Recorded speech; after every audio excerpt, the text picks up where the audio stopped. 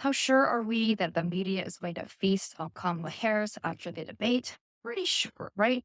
Let's not forget that after the Biden Trump debate, voters told the media that they were really turned off by Trump's lies and his behavior. But the media decided that, as we all knew they would, that Biden had lost the debate, even though he tried to discuss policy, right? Which they now claim is why they need Vice President Kamala Harris to do more interviews with them rather than these kind of local interviews she's been doing, local radio shows, and the CNN interview that she was did. Um, so they've been doing all those interviews. And the media's not happy, but it's just been 2 months since the last debate, right? And that debate reshaped this whole political landscape.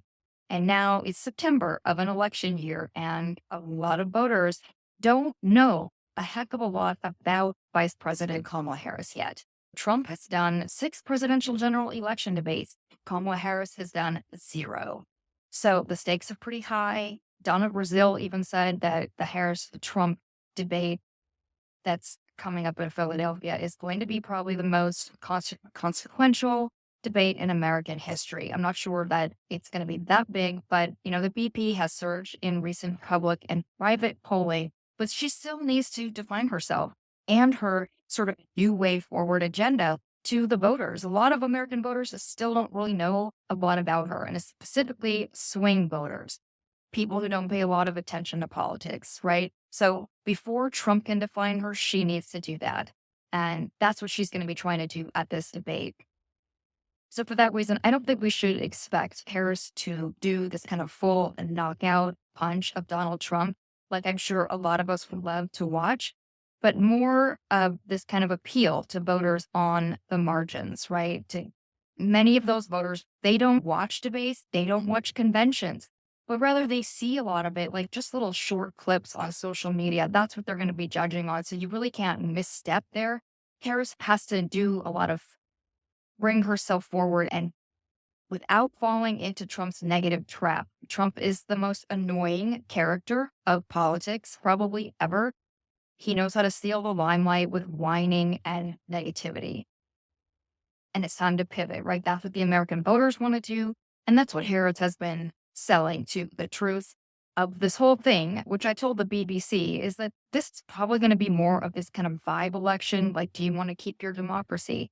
Do you want to keep your freedoms? Do you want a competent governance, right? Rather than this policy white papers kind of election. And I'm not even really sure that we've ever had a policy election since TV became so important in politics. I think we in the media, we journalists like to believe that those things are important because we cover policy all the time. But I'm not really sure that voters want to deep dive into Harris's white papers. To that end, Harris is known for her dedication to preparation and has had this kind of briefing cram sessions in this short 7 weeks since she became a candidate. She is currently in Pittsburgh doing her kind of debate prep at a hotel in Pittsburgh. You've probably heard about how prepared she is. I know the media ran with these stories that she demanded that the people that work for her actually do their job. It's shocking. Everybody's outraged. A woman, a Black woman, who does she think she is? That's what we can expect from the media, right? Donald Trump isn't stupid. I know people think he is. He wanted to run away from this debate. We know that. He's spent a lot of time behind the scenes while he's been complaining about this debate, negotiating things so they were more positive for Donald Trump, like the keeping the mics muted. And Donald Trump privately told people that he did not want to be unmuted. He didn't want Vice President Kamala Harris to do to him what she did to Mike. And that was the moment that she told Mike Pence to, not interrupt her because she's speaking. So they knew those moments would actually be good for Harris because they were going to show people who Donald Trump is. People are going to like it. So the Harris campaign had been kind of planning on having a few of those viral moments, like she did even when she did the confirmation hearings, Brett Kavanaugh, Jeff Sessions. But she has still managed to use this muted mic debate to paint Trump as someone whose own team really doesn't trust him because he's so out of control. They don't trust him to have a mic that's unmuted, and they know they have to handle him carefully because he's a child. So she can do that during the debate with just a little glance at the camera, raise eyebrow, the old left eyebrow that raises up, and with her own behavior, kind of be this direct foil to his lowbrow behavior. And I am expecting to see threads of that throughout this debate from Harris, as she said in the 2016 Senate campaign debate. So there is a clear difference between the candidates in this race. One of Harris's most popular lines from her rallies has been, if you've got something to say it to my face. I think she's going to say some of those versions of those things during this debate, and that's going to get Trump upset. And it might get him upset enough to show his true personality, which would be a big loss for Trump. Harris has hurdles to overcome in this debate. She's got to make sure voters know who she is. They've got to know more about her and what she stands for. So she needs to be making this case to those people that not just cutting Trump down and not falling into his negativity, even when he tries to bully her, like he does to all candidates that he has debated. Her base is going to want to see her beat him up, but she's got to be talking to those swing voters. And I think she can make that case the way the night of the DNC about the rule of law, about America remaining a democracy. And she can build on that by talking about and her Vice President Dick Cheney and his daughter, Representative Liz Cheney, supporting her. That's a big tent coalition that's opened up under the Democrats as they fight off encouraging autocracy that Donald Trump is trying to usher back into the White House. But she does have this also the specific way, of depriving oxygen from Trump by deploying her kind of that prosecutorial tone that she has and the way you treat a child, right? This kind of dismissive, she could just do that dismissive thing and move on. That deprives him of oxygen for his bullying and his misogyny. Well, it does also let people see who he is and that he's trying it again, right? And we have seen some data come in that the negative Trump ads actually don't move people. What's moving people is making a positive case for Harris.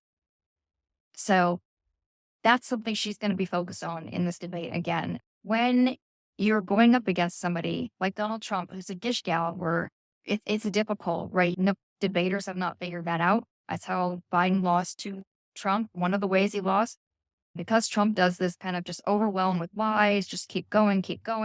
And the person who is in that position of actually trying to make a policy argument, actually trying to be positive while not letting these lies stick to them, they're in a no-win situation. This is what always works for Donald Trump.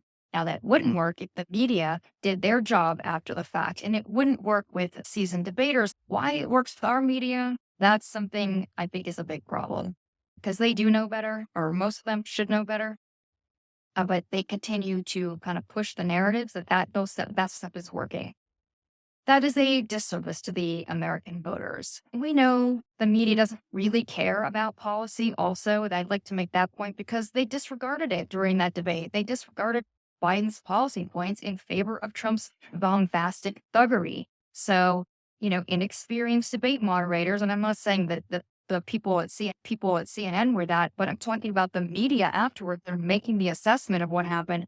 And maybe our media culture's kind of been primed to reward drama more than informative content, but don't come back then and say Vice President Harris needs to do interviews with you. If you don't care about policy, then that needs to be across the board, that you don't care about policy and you just want to let the voters decide based on personality, which is what they did in the Biden-Trump debate.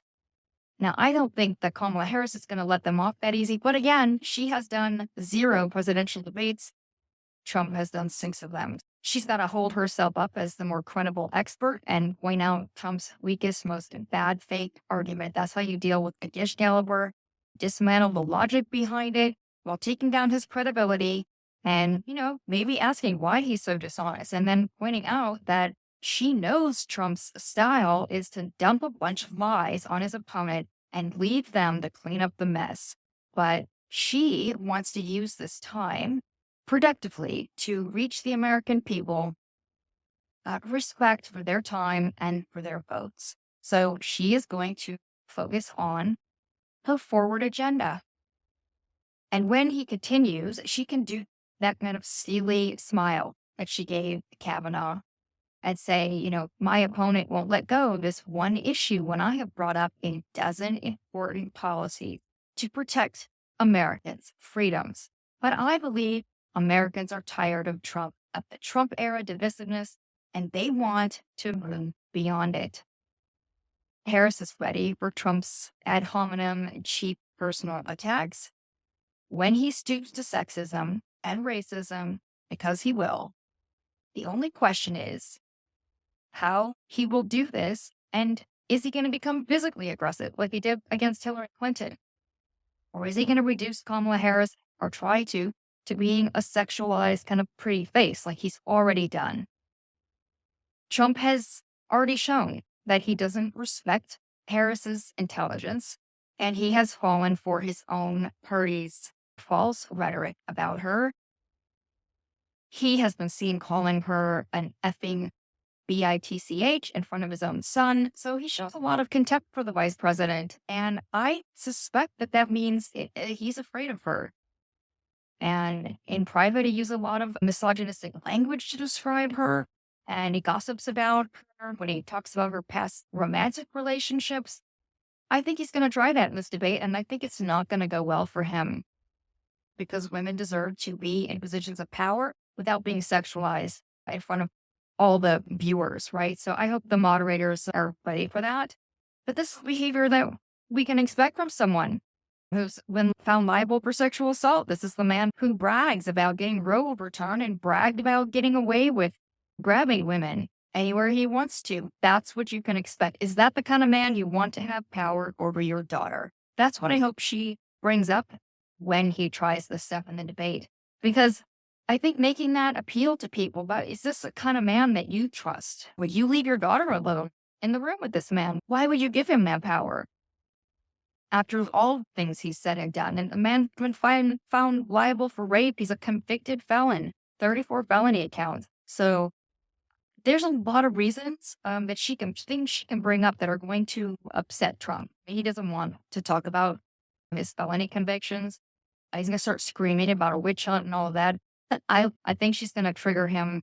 I'm not looking forward to him being a misogynistic pig or his racism, but I am looking forward to watching Kamala Harris kind of ignore all of that and make her case to the people and tie his behavior into his criminal actions and the kind of person he is, his character, his moral character. Is he the kind of person that you want to be president? Hopefully Trump's going to be out and he tries this stuff in the debate, because I think making that appeal to people, but is this the kind of man that you trust to have power? Would you leave your daughter alone in the room with this man? Why would you let him make laws? Why would you let him have regulatory authority? After all the things he's said and done, and the man's been found liable for rape. He's a convicted felon, 34 felony accounts. There's a lot of reasons that she can bring up that are going to upset Trump. He doesn't want to talk about his felony convictions. He's going to start screaming about a witch hunt and all of that. I think she's going to trigger him. I'm looking forward to watching Kamala Harris kind of ignore all of that and make her case to the people and tie his behavior into his criminal actions. His character, his moral character. Is he the kind of person that you want to be president? Hopefully Trump's going to be asked about his comment about how he would implement the mass deportation that he keeps talking about, saying he'd use police and the military, soldiers, deport like 12 million undocumented people. He said it was going to be bloody. So let's see if he's asked about that. Let me know in the comments what you expect from the media. Do you think they're going to fail again? Do you think they're going to build the country as they did after the Biden-Trump debate? And if not, let me know why, because I'd be very curious. Thanks, guys.